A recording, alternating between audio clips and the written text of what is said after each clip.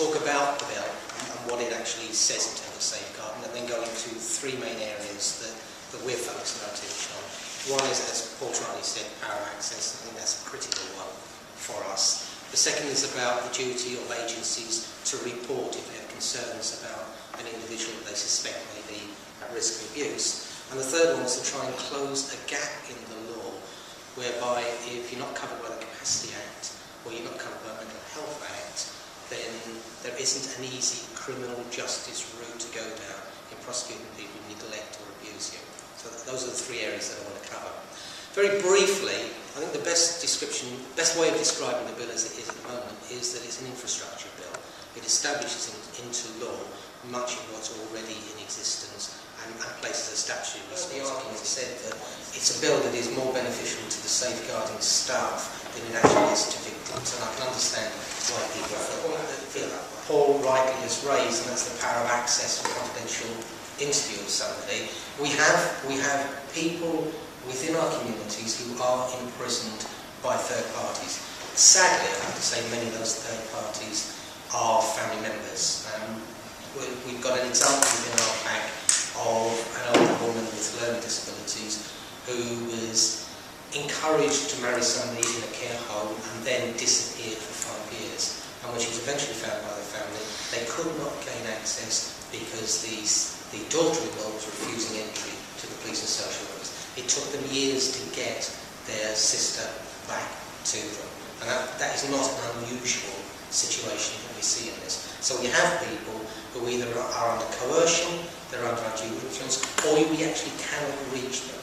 Now what we don't know are the numbers involved, although there's some interesting stuff from the College of Social Work that gives us some indication of that.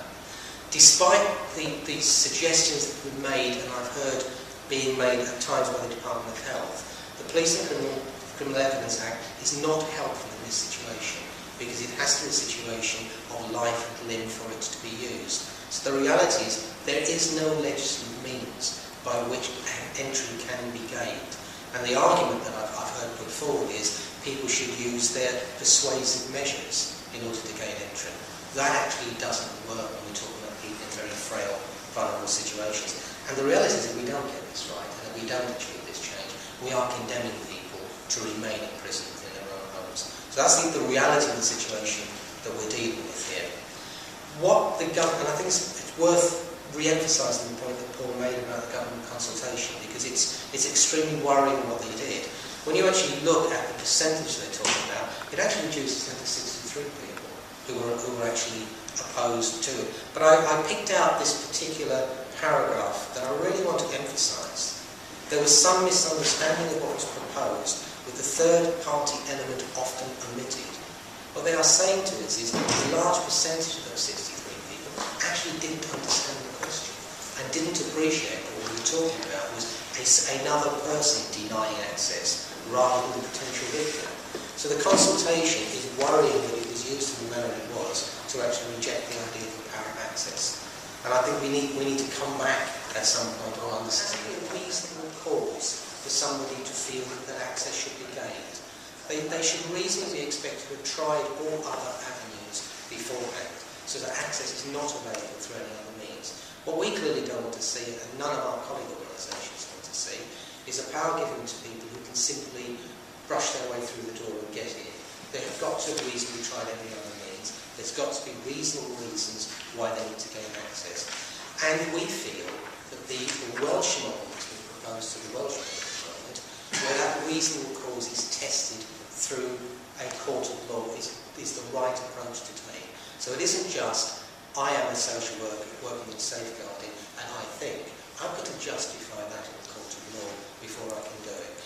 And the final point, and I said this to the Minister the other day, we've got to be satisfied if the power of access is going to be used, that it actually is not going to make the situation worse for somebody.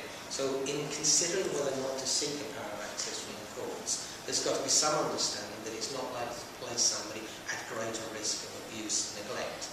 Now I do want to say on that is a reality in safeguarding right now that we're dealing with, whether or not there's an access issue or not. There's a balance to be struck for safeguarding in terms of what is the impact of intervening in the lives of people in vulnerable situations. So it's nothing unusual this point that we feel needs to be made. So we're looking for a very balanced piece of legislation in terms of this one that weighs up the rights and responsibilities of everybody who's involved in this situation. And our view is that we're working very closely along the Welsh Bill lines, and they do reflect what's happening in Scotland. And I think, as you'll hear from our colleague when he arrives from Scotland, many of the fears and the anxieties about the legislation in Scotland overruling people's rights and civil responsibilities, etc., actually has not come into being. They're not seen as concerns. So that's the first thing that we're looking at, is the need for a scenario in which 3 people are admitted into care homes. One is admitted under the Mental Health Act, one is admitted under the Mental Capacity Act, and a third one, who represents the majority of people, is admitted under the National Assistance Act. If all 3 are neglected or abused within those care environments, 2 of them, there is a criminal act has occurred, and prosecutions can occur under the Capacity Act or under the Mental Health Act. The third person, there is actually no criminal act, and there's a particular case that just collapsed for other reasons in Wales called Operation Jasmine, which was looking at serious neglect and abuse. Somewhere in the region of 106 residents were involved in this, but the prosecution had to try and proceed to the Health and Safety Executive because there was no other legislation that they could use, and the prosecution was that the residents' health and safety was posed to this.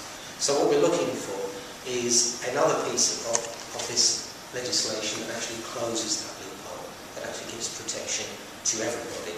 And it was notable for us in the Law Commission's report that they pointed out that the difficulty with the Mental Capacity Act isn't the legislation, it is the ability to assess whether or not somebody can lack capacity at the precise moment in which abuse and neglect occurred. So we're looking to try and deal with that and close that particular